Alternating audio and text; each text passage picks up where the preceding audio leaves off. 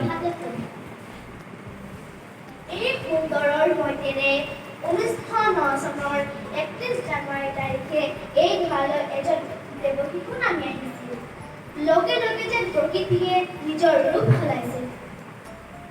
বিলতে হালিছে দুনিয়াৰ পদুমী, ফুলনিত ফুলিছে ফুল, সেই ফুলে ফুলে পখিলা চুপিছে হাঁহিছে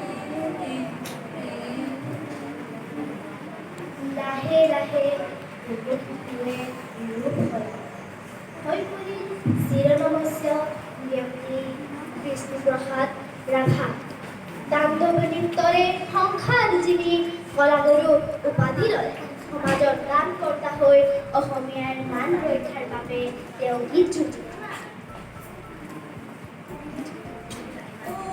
জুমে জুমে আগ কেঁচা সোণ আগ বনোৱাৰ ডাল, নখবোৰত জিলিকি হাঁহি যাওঁ আগুৱাই গ'ল।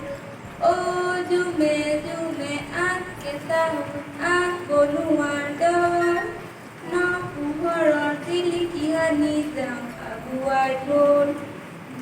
কবিতাৰে জনসাধাৰণক জাগৃত কৰিলে।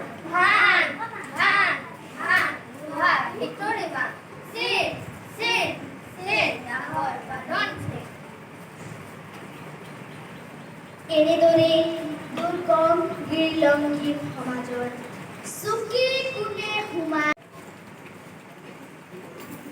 আজি মন্দিৰৰ দুৱাৰি খোলা, মন্দিৰৰ দুৱাৰি খোলা, মোহিনী নাদৰ উৎসৱ বিনা, মন্দিৰৰ দুৱাৰি খোলা, মন্দিৰৰ দুৱাৰি খোলা।